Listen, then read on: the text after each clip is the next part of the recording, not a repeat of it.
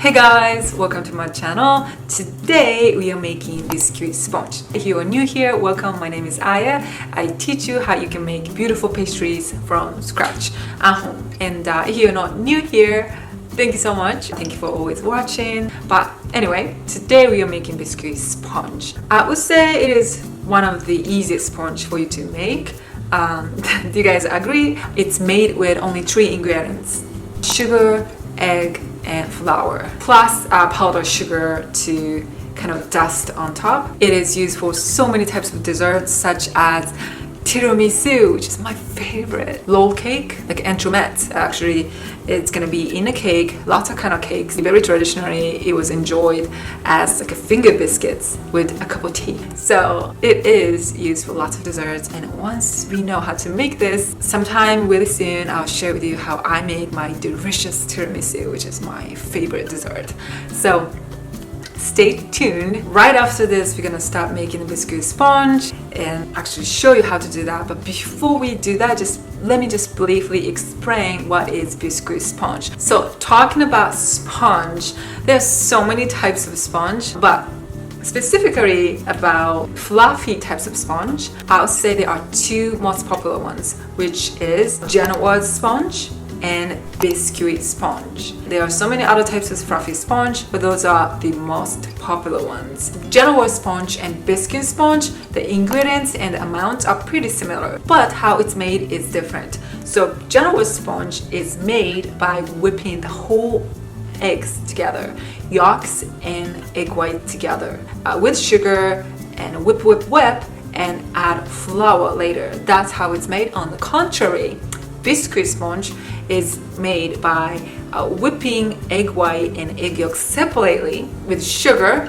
and then combine them together and then add flour later. I personally do not whip yolks. Lots of people don't. They just whip up egg whites and make meringue and then add yolks later. Again, it's your preference. Because genoise sponge is made by whipping the whole egg with yolks, and the yolks contains oil, so the volume is going to be a little less, and all the bubble is going to be smaller, and it's a little bit more fine, very kind of like silky texture. On the contrary, for the biscuit sponge, because it's not whipped with yolks and it's made by meringue gives so much volume. So it's gonna be higher volume, more lighter texture. I wouldn't say which is better. It really depends on what kind of dessert you want. If you want more light texture, or if you want more kind of like moist, silky texture. So you can choose biscuit sponge or genoise sponge or any other types of sponge. So let's jump in and start making. So the ingredients will be granulated sugar, all-purpose flour, and egg, and powdered sugar. So first, we're gonna separate egg whites and yolks.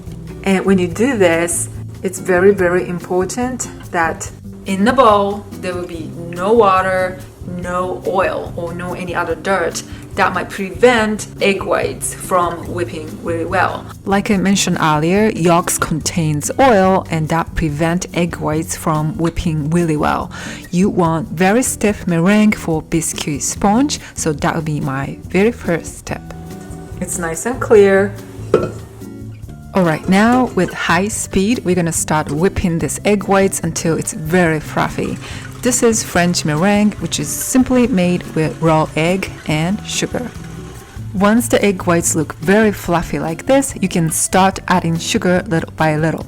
Sugar is very important for meringue because it makes meringue shiny and smooth, and also makes the bubble smaller and more stable.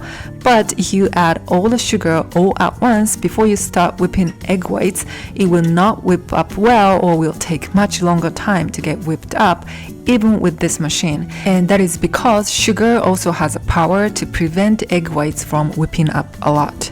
Keep whipping until meringue gets very stiff, and meanwhile I usually sift flour.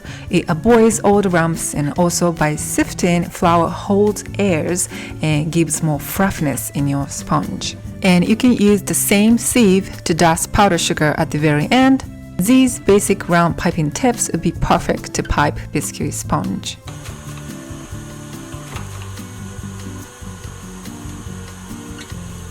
Alright, now it is very fluffy and stiff. I stopped it for a second here just to show you the stiffness better. If you don't whip up your meringue enough, your batter gets runny and will not hold shape well. And now we add yolks. Yolk contains oil, so I will not whip up here. I am just blending them lovely. You can do this by hands also, but once they are mixed lovely, you can stop and mix your flour in right away. Because this is French meringue, once you stop whipping, it cannot hold the shape and start separating quickly. So my tip is don't stop whipping your meringue until right before you add your yolks. And once you add your yolks, do everything very fast until you put them in an oven before you lose too much bubbles in your meringue.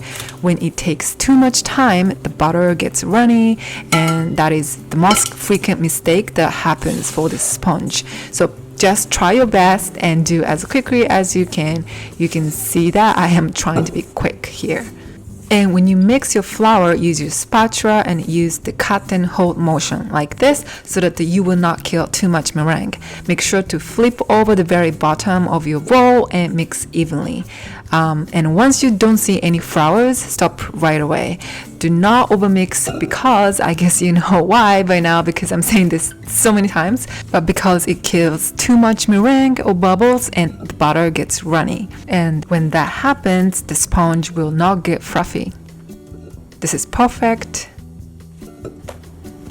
I like to use plastic wrap when I pipe to make the process a little bit faster and cleaner.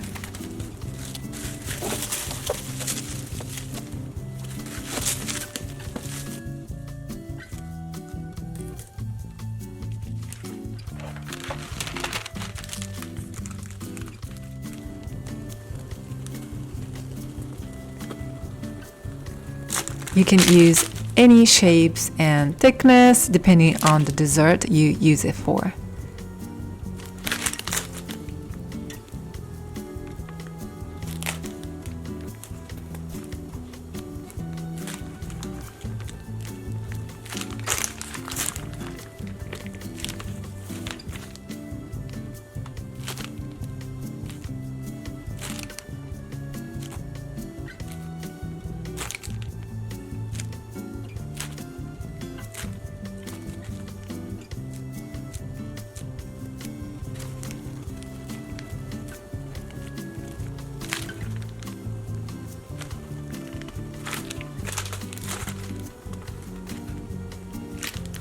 At the very end, dust your powdered sugar. The veil or powdered sugar helps sponge to rise up well in the oven while keeping some moistures inside. The batter soaks up some powdered sugar, so dust a couple times as needed to make sure they are evenly coated. I left some areas without powdered sugar to show you how different it looks with and without it after being baked.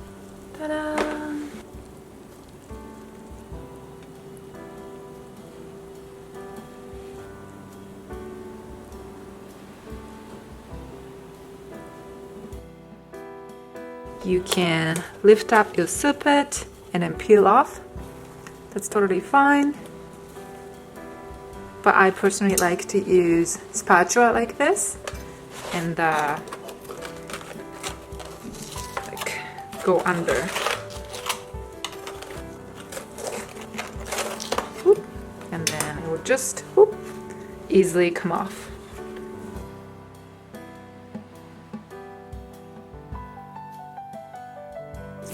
Ta-da! If you want to use for like cakes, you can always cut the edge off with the cookie cutters like this and make it cleaner.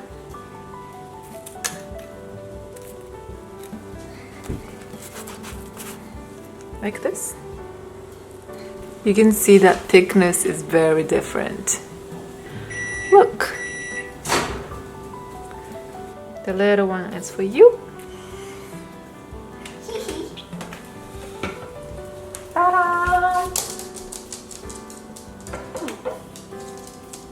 Bon appetit. Good? What's that?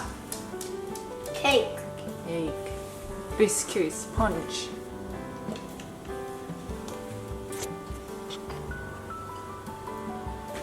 going to have this that I got a while ago from my sister. Chai brand.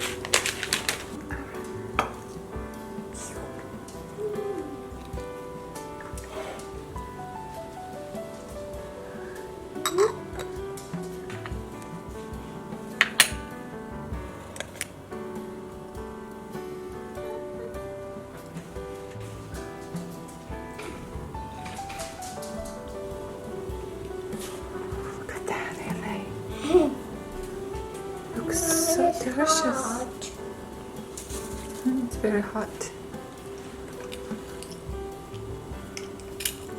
Okay, the finger biscuit right here. Ooh, hot. I don't need it. This is for Mama. Mama.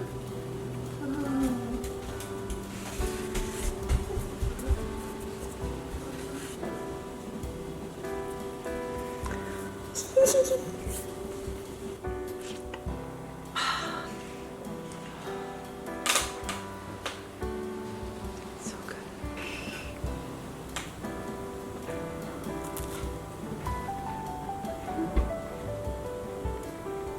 The chai tea and the finger biscuit matches so well. That made me think that if you mix like cinnamon or like spices in the biscuit sponge, that would be amazing. With the tea. Any more?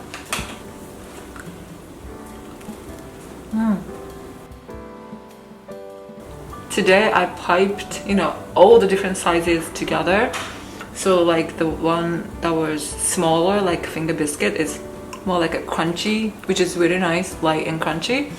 And the one that's bigger, like this one, is the inside is very fluffy, so good. Depending on what kind of texture you want, if you want a fluffy, don't bake too much. If you want really crunchy all the way, don't worry about that, just bake all the way. Alright, so that's it for today. Thank you so much for watching, and make sure to subscribe to my channel if you haven't yet, and I'll see you in my next one. Bye bye.